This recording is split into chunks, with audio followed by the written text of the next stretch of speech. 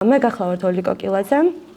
თბილისის 221 საჯარო მეგასკოლის კომპიუტერული ტექნოლოგიების და მათემატიკის დეპარტამენტის ხელმძღვანელი და ასევე მასწავლებელი და დღესაც მოვიტანე მინდა ძალიან მოკლედ გესაუბროთ იმ პროექტების და კომპლექსური დავალებების შესახებ, რომელიც სხვადასხვა საგანთან ინტეგრირდება, განსაკუთრებულ აქცენტს მათემატიკაზეც გავაკეთებ, იმიტომ რომ ზოგადად ვცდილობ, რომ ტექნოლოგიები და მათემატიკა ერთად დავაინტეგრირო. ანუ როგორც ბატონმა სანდრომ ისაუბრა, სამი მიმართულებით ხდებოდა მუშაობა ახალი სკოლის მოდელის ფარგლებში. პირველი ეს იყო, რაც მთავარია ჩვენი საგნის კომპიუტერული ტექნოლოგიების განახლებული სტანდარტის დანერგვა, რომელიც უკვე მეორედან მეექვსე კლასის ჩათვლით ისწავლება და დიდი იმედი მაქვს ძალიან მალე ზედა საფეხურზე წავა.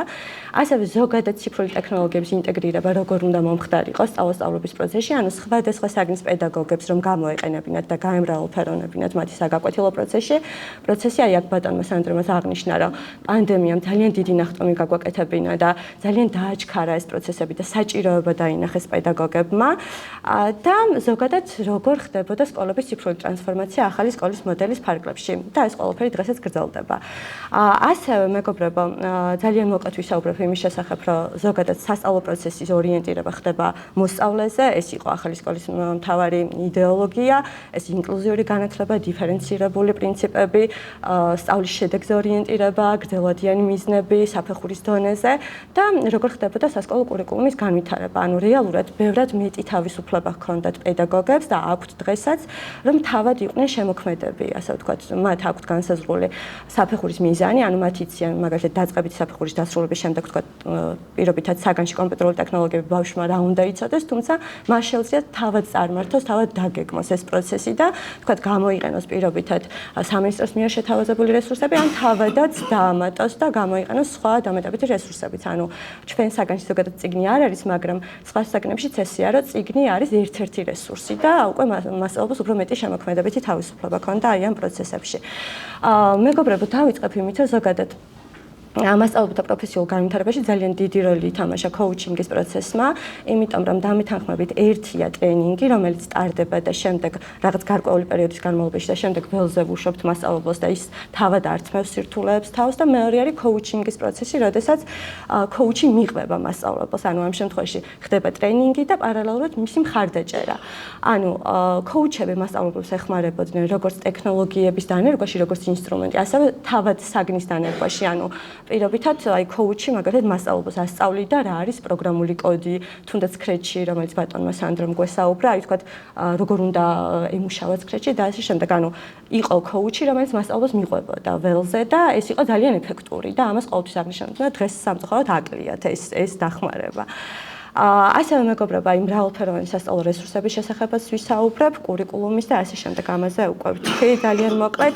აი ერთს გეტყვით, რომ ზოგადად ეს კურიკულუმის შემუშავების პროცესი, რომელიც ახალი სკოლის მოდელის ფარგლებში დაიწყო, დღესაც აქტიურად მიმდინარეობს სკოლებში, იმიტომ რომ მიმდინარეობს ავტორიზაციის პროცესები, ავტორიზაციის პროცესის დროს განსაკუთრებული ყურადღება ენიჭება იმას, რომ აი სკოლა სარგებლობს თუ არა იმ პრიორიტეტით, რომ მას აქვს თუ არა თავისი უნიკალური კურიკულუმი. ჩემ სკოლაში მაგალითად ესეთი პროცესები მიმდინარეობს. აი ეს ციკლი, რაც არის კურიკულუმის განვითარების, ეს აქტიურად მიმდინარეობს. ანუ პირველ რიგში წლის დასაწყისში აუცილებლად შევიმუშავებთ საგნობრივ კურიკულუმს, ყველა საგანი თავის კათედრაზე მუშაობს.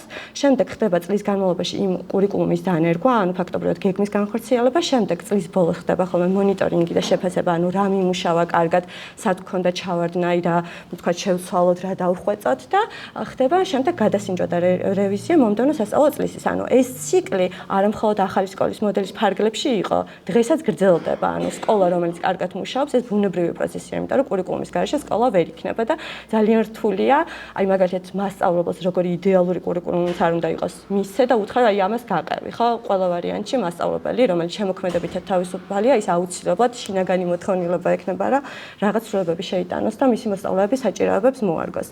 ჩვენთან აი კომპლექსური დავალებები, რომელზეც ალბათ უკვე ბევრი ვისაუბრეთ, შემოქმედებითი პროდუქტი არის ძალიან ორგანული კომპიუტერულ ტექნოლოგიებში, იმიტომ რომ ზოგადად საგანი გახლავთ ისეთი, რომ ამ საგანში შეუძლებელია რაიმე საკითხი, მაგალითად დაპროგრამება, მაგალითად გრაფიკული ინტერფეისი, მაგალითად თუნდაც ჩეთბოტებთან კომუნიკაცია, ინფორმაციის დამუშავება, ინფორმაციის წარმოდგენა და ასე შემდეგ, ეს თეორიულად ვასწავლოთ, ეს არის შეუძლებელი, ხო?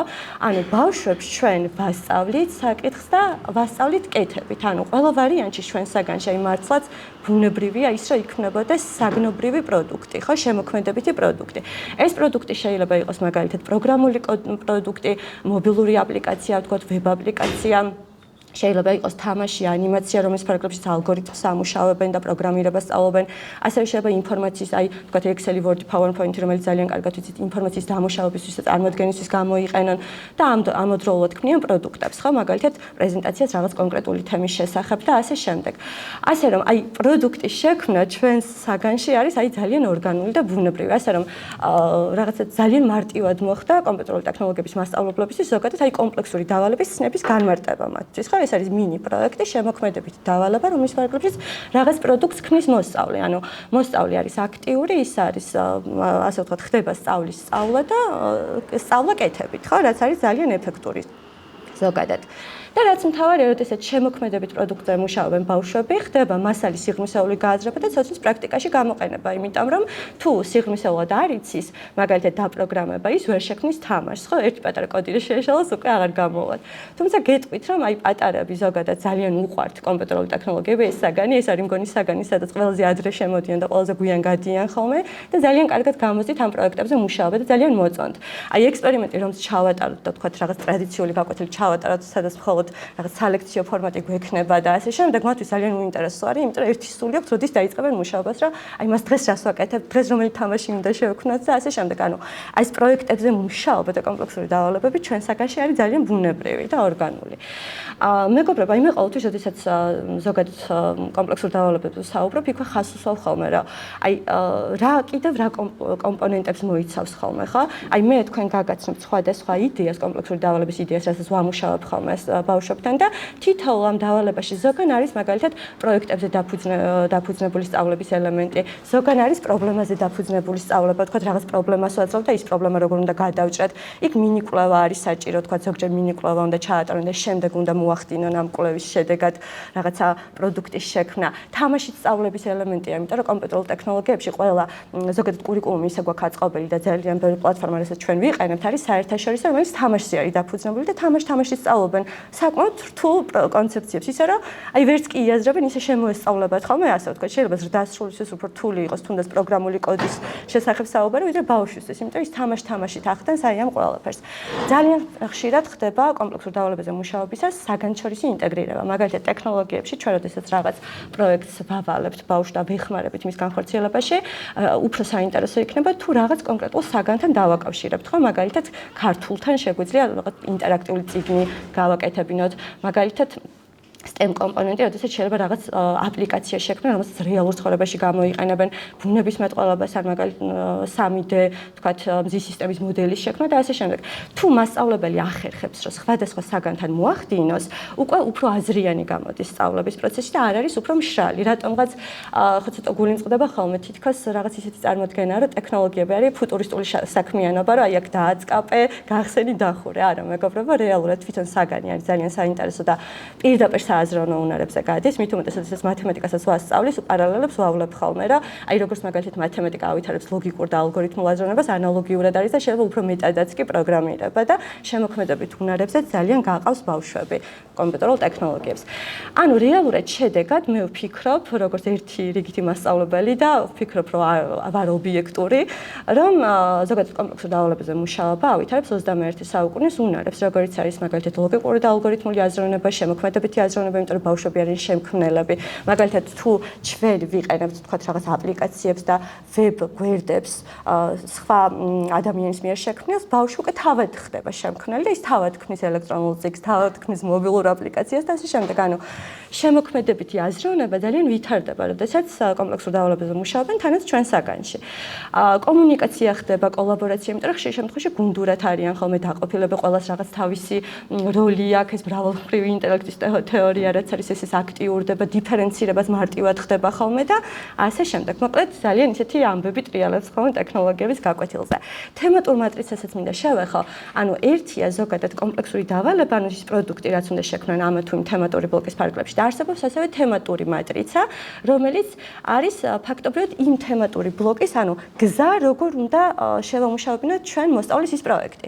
ეს თემატური მატრიცა შეიძლება მოიცავდეს რამდენიმე გაკვეთილს, მაგრამ იქ არის ნაბიჯი ნაბიჯ აღწერილი. მაგალითად, პირდაპირ თქვა მობილურ აპლიკაცია ბავშვი ვერ გააკეთებს რაღაც თემაზე, მაგალითად ვერ შექმნის ციფრულ კალკულატორს თუ რაღაც წინაპირობები არ ქონდა, ხო?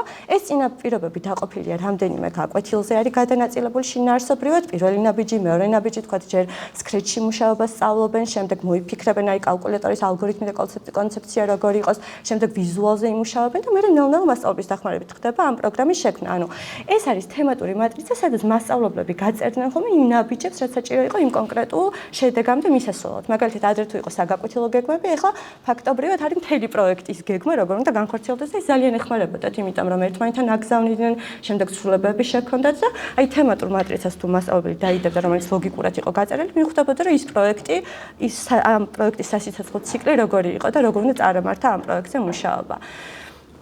მოდით ახლა ცოტა მშალი საუბარი რო არ გამომივიდეს, გადავალ პირდაპირ და მე მოვიტანე რამდენიმე კომპლექსური დავალების მაგალითი, რომელსაც მე პირადად ვანხორციელებ ხოლმე კლასში. მაგალითად, ერთ-ერთი დავალება ანიმაციის შექმნა, ან შეიძლება ეს იყოს ინტერაქტიული წიგნი, რომელსაც დააპროგრამებენ ვიზუალური დაპროგრამების გარემოში. ეს დავალება არის დაახლოებით მე-4-მე-5 კლასელი მოსწავლეებისთვის და რა ხდება, ხო, აი აქ მაგ კომპლექსური დავალების დეტალური აღწერილობა, ანუ ჯერ არის ზოგადად მონახაზი, შემდეგ ნაბიჯები არის გაწერილი და აი აქ მაქვს თემატური მატრიცას ჩასმული, ესეც იმიტომ რომ აი მაგალითად შთაბეჭდილება და წარმოდგენა შეგექმნათ, აი ზოგადად ეს იყო ხოლმე გამოწვევა, რა თუ რაღაც პროექტს მივცემთ ბავშვს და იქ არ არის ნაბიჯები გაწერილი, ხო, შეიძლება მასწავლებელსაც გაუჭირდეს იმ პროექტის განხორციელება, მაგრამ მასწავლებელი თუ თავად არის ამ პროექტის ავტორი და მან იცის როგორ უნდა წარმართოს ამ პროექტზე მუშაობის პროცესი, მაშინ მისთვის უკვე ძალიან მარტივია. ეს არის მაგალითად თემატური მატრიცა, სადაც წერია ზოგადად რა უნდა შექმნას ბავშვმა, რა უნდა გაითვალისწინოს პროექტზე მუშაობის და შემდეგ არის ნაბიჯები, ხო? ანუ პირველ ნაბიჯზე მაგალითად ჯერ რა უნდა ისწავლოს ბავშვმა, აქ არის სხვადასხვა ბმულები და რესურსები ჩასმული. შემდეგ მეორე ნაბიჯზე რა უნდა გააკეთოს, რა სააზროვნო კითხვები უნდა დაუსვათ, რომ ჩვენ დავწუნდეთ, რომ მას ის საკითხი გააზრებული აქვს და ასე შემდეგ. ანუ რეალურად მატრიცა არის, რუტინაც არ არის, იმიტომ რომ ძალიან დეტალურად არ ხდება გაწერა, თუმცა გეგმის შედგენა ხდება ფაქტობრივად პროექტის და ეს ზოგადად მასწავლებლებს ძალიან ეხმარებოდათ ხოლმე მუშაობაში. თემატური მატრიცების ბოლოს გვქონდა ხოლმე ჩასმული ან განმავითარებელი ან განსაზღვრელი შეფასების რუბრიკა, რომელიც ასევე მასწავლებელს ეხმარებოდა შემდეგ იმ პროექტის შეფასებაში, ხო? აი რამდენად გავიდა მასწავლებელი შედეგზე და იმ გრძელვადიან მიზნებზე და შუალედურ მიზნებზე. ხო, აი ამ პროექტის ფარგლებში მაგალითად ჩემო მოსწავლეებმა გააკეთეს, დააპროგრამეს ბლოკებზე დაფუძნებული პროგრამირების დახმარებით, სხვადასხვა იგავარაკები გააციფრულეს, ზოგმა თავისი მოთხრობა შეიმუშავა და ის გააციფრულა. ეხლა ალბათ ძალიან მოსაბეზრებელი იქნება და დროს წავიღებ ლინკები რა გავხსნათ, თუმცა თქვენ თუ დაინტერესდებით, შეგიძლიათ პრეზენტაციას გაეცნოთ და ნახოთ, რომ აი თუნდაც პატარა ანიმაციის უკან ბექში რო გადავდივართ და კოდს რო ვნახულობთ, აი რამდენი აქვს ბავშვს ნამუშევარი და თან ეს ყველაფერი თამაშით ხდება. ზოგადად აი დაპროგრამება გავს ფაზლის აწყობას, ხო? იქ ფაზლში თუ ერთი პატარა შეცდომაც დაუშვით, უკვე აღარ გამოგვდის რაღაც. ასე რომ აი ამ ანიმაციების აწყობის დროს ერთის მხრივ ლიტერატურასთან მქონდა კავშირი, ანუ რაღაცას აციფრულებდნენ, ან თავად ქმნიდნენ, თქვათ მოთხრებას და შემდეგ ამას აციფრულებდნენ პროგრამული კოდის დახმარებით. ანუ უბრალოდ რომ მიგვეცა რაღაც დავალება, რომ თქვათ რაღაც დიალოგი შექმენი, რა თქმა უნდა, უფრო ნაკლებ სააზროვნო შედეგებზე გაიყვანდა ბავშვი, ვიდრე უკვე როდესაც ლიტერატურასთან მოხდა დაკავშირება და შექმნეს რაღაც ხელშესახები პროდუქტი, ჯერ კიდევ მე-4 კლასში თუნდაც, იმიტომ რომ მე-4 კლასელები მუშაობენ. ამის შემდეგ მაგალითად ერთ-ერთი პროექტი შეიძლება პროგრამირებაში იყოს chatbot-ის დაპროგრამება, ჩვენ ბევრი ვისაუბრეთ ცოტა ხნის წინ, ძალიან კარგად ვიცით ChatGPT, ბატონმა სანდრომ გვაჩვენა ჩვენს რესურსში ჩაშენებული კომპიკო chatbot-ი, რომელიც ბავშვებს პასუხობს და აი თვითონ ტექნოლოგიების გაკვეთილზე უკვე ჩვენ შეგვიძლია ეს თემა სხვანაირად განვავრცოთ, ანუ ჯერ chatbot-ი ავუხსნათ ბავშვებს რა არის, მათ გამოიყენონ არსებული chatbot-ები, ნახონ რომ ეს არის პროგრამა, რომელსაც შეუძლია ლოგიკური პასუხების დაბრუნება და მოდით ახლა თავად ჩვენ შევქმნათ chatbot-ი, აი თუ გამოგვივა მარტივი chatbot-ი, რომელიც მაგალითად მათემატიკის შესახებ ისაუბრებს, რომელიც მაგალითად ლიტერატურის ან მათთვის საინტერესო თემის შესახებ, ანუ ამ შემთხვევაში უკვე კომპლექსურ დავალებებზე ისინი მუშაობენ ტექნოლოგიების გაკვეთილზე და თავად შექმნიან მარტივ პროგრამას, მაგალითად Scratch-ში, რომელსაც ისე დააპროგრამებენ, რომ მომხმარებელი როდესაც გამოიყენებს, ან თქვათ მათემატიკურ შეკითხვაზე უპასუხებს ეს პროგრამა, მაგალითად გააკეთა მხატვრების შესახებ, რომ ინფორმაცია შეიყვანა ცნობილი მხატვრების შესახებ და მას თავის თანაკლასელი დაელაპარაკა მის მიერ შექმნილ პროგრამას და ასე ვთქვათ, chatbot-ი შეიქმნა და გამოიყენეს, ხო? ანუ უკვე თავად გახდნენ chatbot-ების შემქმნელები. chatbot-ი ცოტა ხმამაღალი განაცხადია, მაგრამ ეს არის აპლიკაცია, რომელსაც შეუძლია ლოგიკური პასუხების დაბრუნება. აი აქ გვაქვს პირობა მოცემული და მეგობრებო, აქაც არის კომპლექსური დავალების პირობასთან ერთად მატრიცა თუ როგორ უნდა მივიდეთ იმ შედეგამდე და რა ნაბიჯები უნდა გავიაროთ. ამას აღარ ჩავრთავ რა ასე ვთქვათ თქვენი დრო არ წავიღო. აი ეს არის მაგალითად სამი ჩატბოტის მაგალითი. პირველი ჩატბოტი საუბრობს მათემატიკის შესახებ, ანუ ამ ჩატბოტს როდესაც გავესაუბრებით, რამდენიმე მათემატიკურ კითხვას დაგვისვავს პატარა ამოცანებს შემოგთავაზებს და უნდა უპასუხონ ბავშვებმა, ანუ ეს შექმნა მაგალითად მე-6 კლასელმა ბავშვმა და მეორე მისი თანაკლასელი მას გამოიყენებს როგორც ჩატბოტს. მეორე ჩატბოტი საუბრობს კომპიუტერული ტექნოლოგიების შესახებ და მასაც კომპიკო დაარქვეს და მესამე ჩატბოტი არის Google-ის ასისტენტის ვარიანტი, ასე ვთქვათ, რომელიც ეხმარება, ის თავაზობს, რომ აი რაში დაგეხმარო, ხო არ გაინტერესებს, ვთქვათ, დღეს რა დღეა და რა თარიღია და ის არის დაპროგრამებული, რომ ამის აპდეიტი ხდება და როცა არ უნდა ჩართონ, იმ დღის თარიღს დააწერს ან შესაბამის პასუხს გასცემს. ერთი სიტყვით ძალიან ბევრი აქვთ ხოლმე ბავშვებს ნამუშევარი, აი ერთ მაგალითს გავხსნი მარტო, ვთქვათ, გადავალ ერთ პროგრამაში და კოდში შეგახედებთ. თუმცა როგორც ვთქვით ეს ძალიან სასიამოვნო პროცესია და რაც მთავარია არ ხდება ერთ გაკვეთილზე, ხო? ეს არის მთელი ციკლი, რომელსაც პირობითად შეიძლება 4, 5, 6 გაკვეთილი დაეთმოს, მაგრამ ამას თავისი წინაპირობებიც აქვს და მთლიანად თემატური ბლოკი მუშავდება. აი ეს არის ის ალგორითმი, რომლის შედეგადაც უკვე ესეთი პროგრამა შეიქმნა, აი გამარჯობა, მე ვარ პიკო, ძალიან მიყვარს მათემატიკა და გინდა მათემატიკური თამაში ვითამაშოთ. შემდეგ ბავშვი კითხვას დაუსვავს და ის უპასუხებს და ძალიან ასე ვთქვათ სასიამოვნო, როდესაც ვიგებთ, რომ ეს არის თავად მოსწავლის მიერ შექმნილი პროდუქტი, ანუ კომპლექსური დავალება. კარგით, აი ერთ-ერთი ვარიანტი, რომელიც ძალიან კარგი იყო და ეხლა ვაპირებ მე-6 კლასში მეორე სემესტრში ვიმუშავო ამ პროექტზე, ეს არის STEM პროექტი, მინდა შევთავაზო ბავშვებს. STEM-ი მოგეხსენებათ არის კომპიუტერული მეცნიერებების, მათემატიკის, ტექნოლოგიების და ინჟინერიის ინტეგრირება. მე შევთავაზებ მათ უკვე Scratch-ის შემდგომ გარემოს, ეს არის App Inventory, რომელიც შედარებით ოდნავ უფრო რთულია, თუმცა ისევ ბლოკებზე დაფუძნებული პროგრამირებაა და App Inventory-ის გარემოში უკვე ბავშვებს შეუძლიათ შექმნან აპლიკაციები, მობილური აპლიკაციები, რომელსაც უკვე ტელეფონშიც გადმოიწერენ და QR კოდით გადმოიწერენ და ნუ ეს მათთვის ძალიან აღმოფრთოვანებელია, როდესაც საკუთარ აპლიკაციას თავის ტელეფონში ხედავენ ხოლმე. და აქ გვაქვს ესეთი პროექტი შემუშავებული, რომ ბავშვებმა უნდა შექმნან ჭკვიანი აპლიკაცია Emite App Inventory-ში, რომელსაც რეალურად ცხოვრებაში გამოიყენებენ. ანუ ამ აპლიკაციის ფუნქცია იქნება დაითვალოს ნაბიჯები, ანუ დღიურად რამდენს დადის, ასე ვთქვათ, ფეხით, შემდეგ სტატისტიკა წარმოადგინოს და კალორიების წვა, ანუ რამდენი კალორია დაიხარჯა. ანუ ფაქტობრივად ამით ჯანსაღი ცხოვრების წესის დაგეგმვასა და კონტროლში ვუწყობთ ბავშვებს ხელს, ხო? ანუ ამ აპლიკაციაშიც თვითონ ჩვენაც გვაინტერესებს პედაგოგებს ეს არის კომპიუტერული მეცნიერებები და პროგრამირება რამდენად კარგად იციან, მაგრამ მეორეს მხრივ ვეხმარებით, რომ ჯანსაღი ცხოვრების წესის შესახებ იფიქრონ, უფრო მეტი გაიაზრონ და თავად შექმნან ისეთი პროდუქტი, რომელიც აი ამ ცნების გააზრებაში და დამუშავებაში დაეხმარებათ და ჩვენ უკვე ვცადეთ და მე-6 კლასელებს, რომლებსაც უკვე მე-3 კლასიდან ჰქონდათ პროგრამირება დაწყებული, მათთვის არ იყო რთული ეს პროექტი და ეს არის ბექი, ანუ რეალურად ის პროგრამული კოდი, რომელიც მოსწავლემ უნდა აწყოს, რომ ესეთი პროექტი შექმნას. თუმცა იქ რა თქმა უნდა ჩვენ იდეას ვთავაზობთ. ბავშვს შეუძლია თავისი რაღაც ცვლილებები შეიტანოს და შემოქმედებითად როგორც მასწავლებელი, ესე ბავშვიც თავისუფალია და შეიძლება რაღაც დამატებითი ფუნქციონალი დაამატოს და ასე შემდეგ. მოკლედ მართლაც საოცრებებს აკეთებენ ხოლმე. თქვენ ძალიან სწორად შენიშნეთ, რომ ხშირ შემთხვევაში მასწავლებელს უფრო უჭირს ხოლმე ტექნოლოგიებში ბავშვთან დაწევა, ვიდრე ბავშვს და აი თუ მასწავლებელს კარგად მიყავს ეს პროცესი. ისიც არ არის პრობლემა, რომ შეიძლება რაღაც მომენტში ბავშვი იყოს მისი ასისტენტი და ბავშვი დაიხმაროს რამეში, ასხლებს დაეხმაროს. ეს მიღებული პრაქტიკაა და ძალიან სიამოვნოა ხოლმე. მე ხშირ შემთხვევაში, როდესაც დახმარება გვჭირდება, რაღაც პატარა ჩემი ასისტენტები მყავს ხოლმე, რომლებიც ერთმანეთს ეხმარებიან და ესეც ძალიან მოწონთ ხოლმე და ეს ძალიან კარგია პირიქით, მათი ისიც უფრო მაღლდება ხოლმე თვითშეფასება. ეს არის მაგალითად ერთ-ერთი პროექტი, მათემატიკური კალკულატორი, ესეც ციფრული კალკულატორია, რომელიც შეუძლიათ შექმნან Scratch-ში. ანუ აქაც მე ამ კალკულატორს რეალურ ცხოვრებაში იყენებენ, მაგალითად მე-5 და მე-6 კლასელები და ხშირ შემთხვევაში მათემატიკაში როცა რაღაც უჭირთ ხოლმე ვეტყვი, რომ აი ტექნოლოგიებში რომ კალკულატორი შევქმნით, მოდი ის გამოიყენე და გამოიანგარიშე და ასე ვთქვათ უკვე მართლა ეჩვევიან. აი ხა ჩვენ ცოტა ხნის წინ საუბრობდით, რომ დიდი იმედი მაქვს, რომ ზედა საფეხურზეც გაგრძელდება და აი როცა ამ მეორე კლასიდანვე იწყებენ ხოლმე ეს თამაშით ეს რაღაცებს და ნუ არ ვიცი, ზედა კლასებში ალბათ საოცრებებს გააკეთებენ, როდესაც უკვე რეალური პროდუქტების ავტორები ხდებიან. რეალურად ეს არ არის რთული, მთავარი ალგორითმი და ლოგიკა გაიგონ ამ პროექტის შექმნის. აქაც ჩვენ გვაქვს წარმოდგენილი თემატური მატრიცა, აი ეს არის თქვათ კოდი, როგორიც წერება, იყენებენ ობიექტებს, ფუნქციებს, სლოდებს, ანუ ყველაფერი რაც შემდეგ აი ზრდასრულების სწავლობენ ხოლმე, იმას სწავლობენ უფრო მარტივად.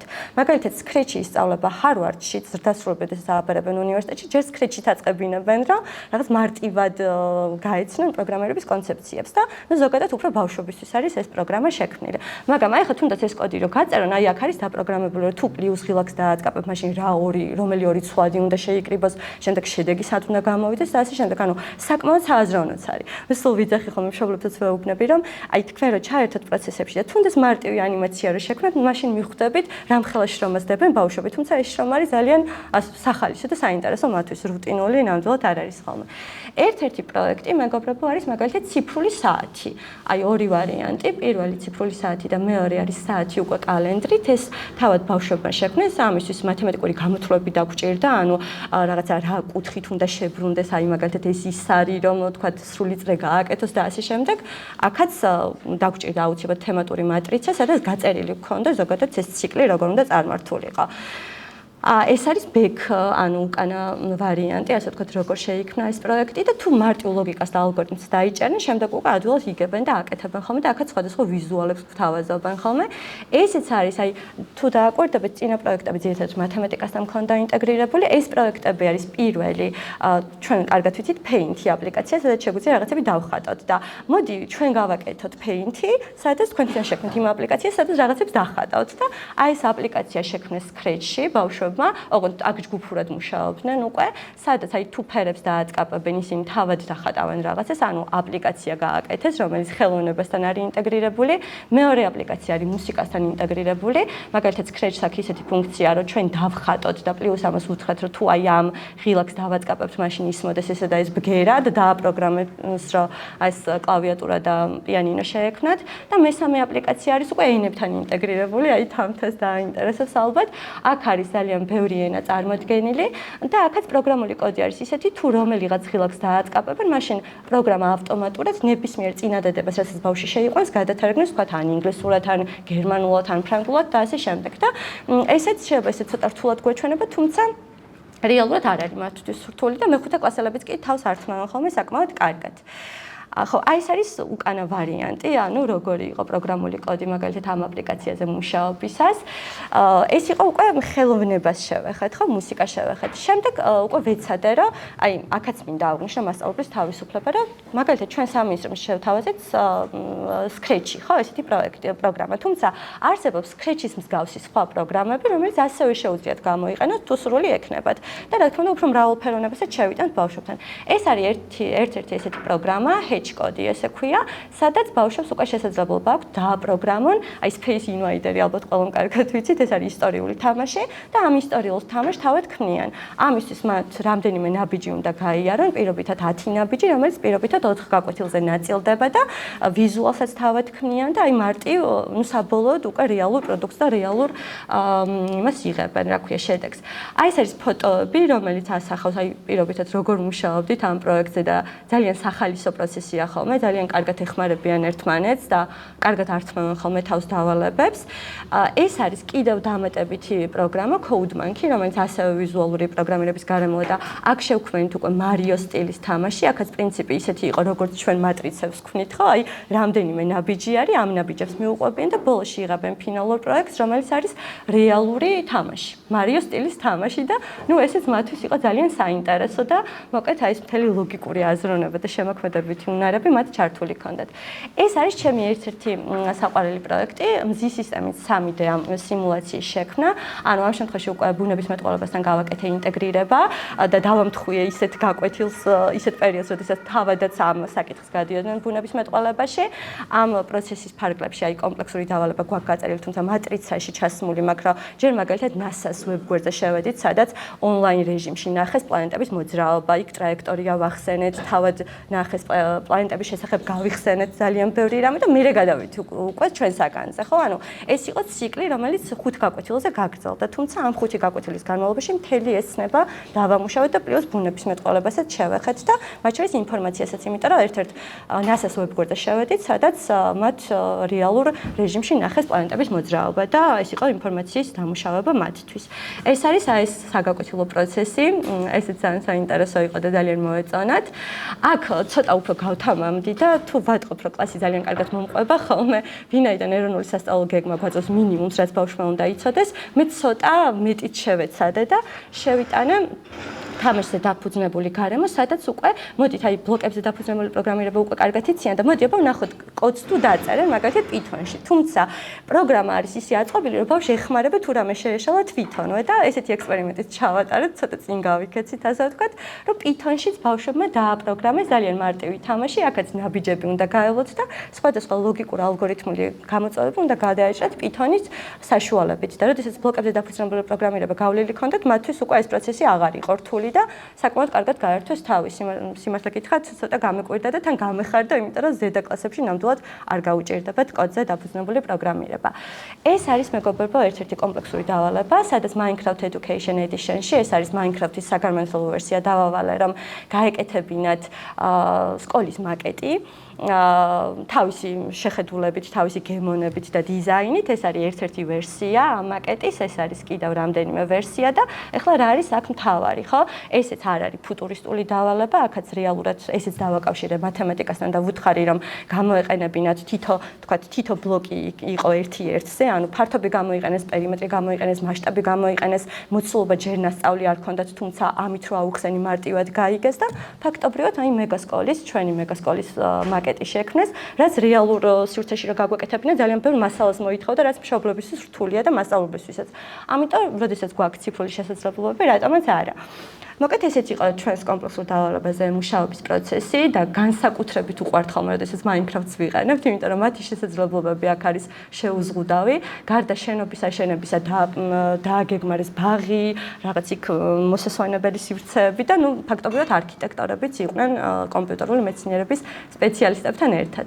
ეს არის მსგავსი ტიპის პროექტი, სადაც ვუთხარი, რომ აი დამოუკიდებლობის დღე ახლოვდებოდა და მოდით ისევ Minecraft-ში გავაკეთოთ შექმნით შენობა, რომელიც იქნება საქართველოს დროშის ფორმის, ანუ 3D ვარიანტი გავაკეთოთ საქართველოს დროშის, აქაც ფართობი პერიმეტრი განუსაზღვრო, რომ კიდე სხვა თემასთან მომხდარიყო ინტეგრირება და შექმნეს ძალიან საინტერესო პროექტები.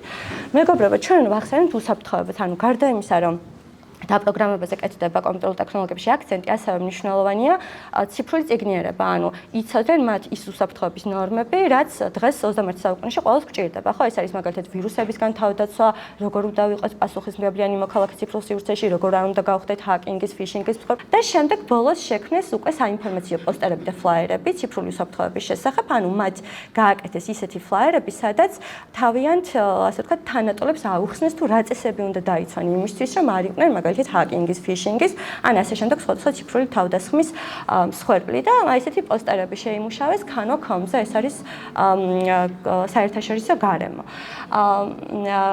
აი აქაც გრაფიკულ დიზაინს შევეხეთ და აქ ილია ჭავჭავაძის დაბადების დღესთან დაკავშირებით გავაკეთეთ ილიას პოსტერები, მისი გამონათქვამები გადმოიტანეს ბავშვებმა. და ეს არის უკვე ხელოვნური ინტელექტი ვახსენეთ. ერთია ბავშვებმა იცოდნენ ხელოვნური ინტელექტის გამოყენება და მეორე არის ესმოდეთ როგორ მუშაობს ხელოვნური ინტელექტი.